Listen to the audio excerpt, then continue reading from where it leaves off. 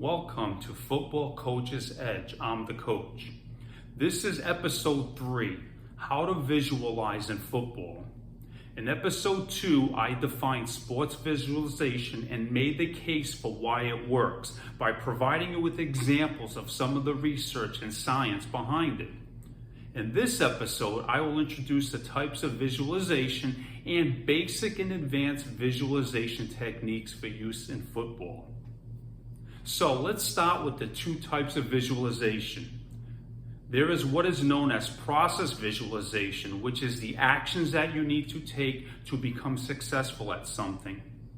And there is outcome visualization, which is the successful completion of that something.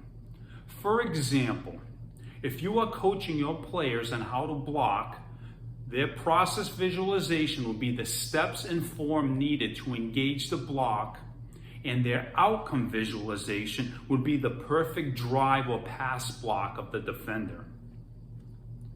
It is important that when a player performs any visualization exercise, they should always imagine performing perfect executions of all movements and a perfect outcome. Never visualize doing something the wrong way. When learning how to practice mental imagery exercises, it is best that your players start simple and then progressively work toward mastering more complicated images with experience. Visualization works best when there is not a lot of pressure attached to it. Introduce visualization as just a fun thing to do with your mind. At first, teach your athletes to do visualization that is not sports related at all. Have them visualize a dinner with their family or a vacation on a tropical island. Perhaps throwing a football to a friend or catching a football from that friend.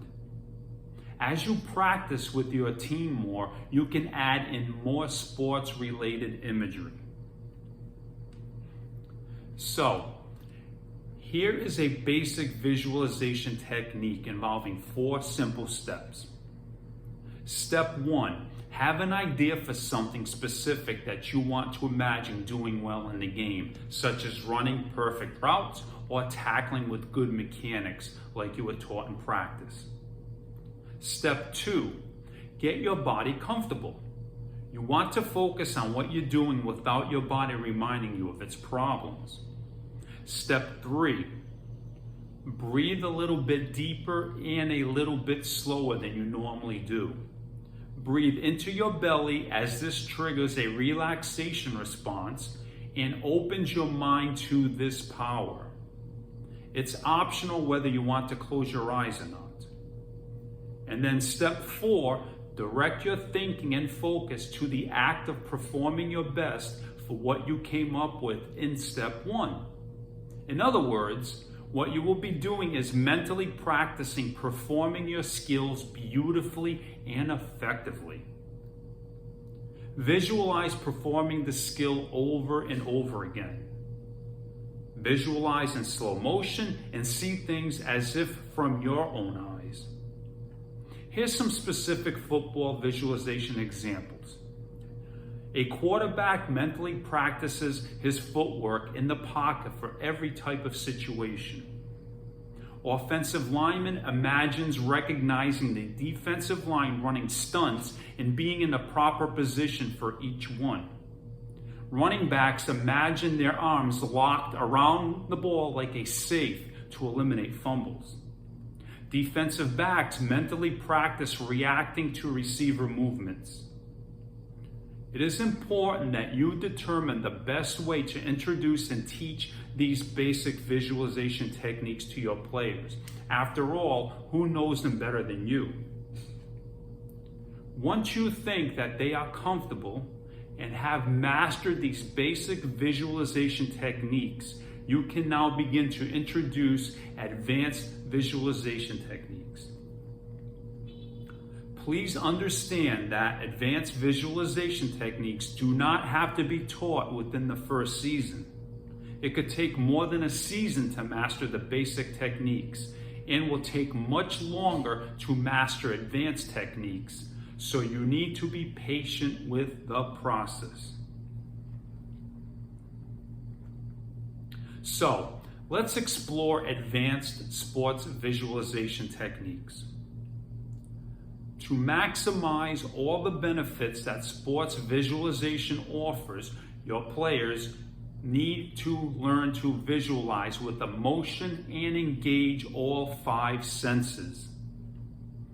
In their mental imagery, they must practice incorporating feeling, seeing, hearing, smelling, and tasting everything surrounding their performance. During practice, they must imagine experiencing their body and movements, the setting of the competitors and the audience, and the internal feelings of confidence, power, and knowledge, and then they will be at their best.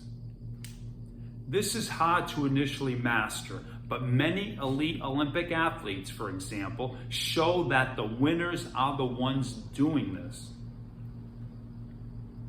If you use it to train your emotions, then mental imagery can also be used as a way to help you get psyched, rather than just as a way to train your motor responses.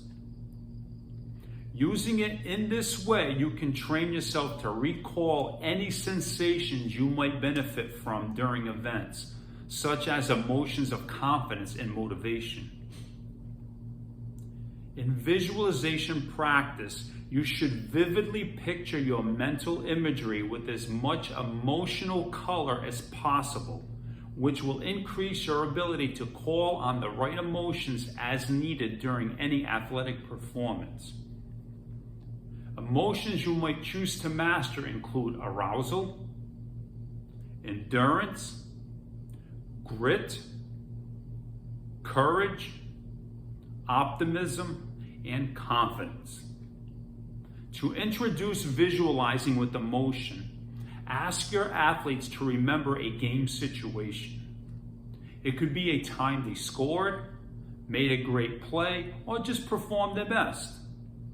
Ask them to visualize how they felt. Did they feel proud or happy? Did they feel like the best player on the field? What did people say to them after the game? The great soccer player Pelé was a master of visualizing with emotion. During Pelé's visualization routine, he would run through a mental movie of his entire soccer life that started with him playing soccer as a child and ending with him reliving the best moments of his career at the World Cup. He would remind himself of the fun he felt playing as a young boy and try to bring those emotions into his present state so that he could use that for the upcoming game. In addition to emotion, show your players how to visualize using their senses. Have them visualize and experience the following: their physical condition, such as being out of breath and being dressed in a uniform. The smell of the grass, the venue where the game is taking place, the crowd noise, coaches yelling out instructions, the feel of the football, the taste of sweat on your lips, the sun, rain, or wind against your face, the hot, humid air, the cold air, or the crisp, cool autumn breeze. Once your players have mastered the visualization experience of both emotion and physical senses, have them now combine the two. In other words, imagine the emotions or feelings that are triggered by these physical experiences. Here are some things to keep in mind. When practicing these advanced visualization techniques, players should visualize in real time, but continue to visualize in slow motion to perfect more difficult aspects of a skill such as handwork and footwork. Players should update their mental pictures over time as they increase their level of performance.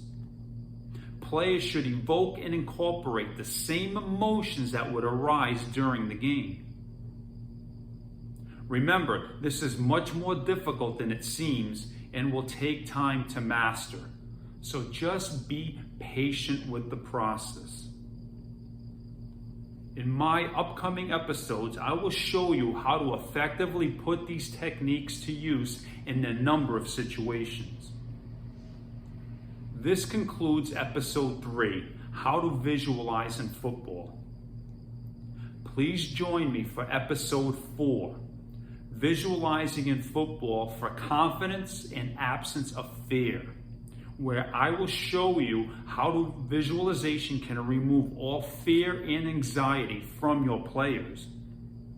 I will also introduce how visualization can build supreme confidence in playing in a state of mind known as the zone.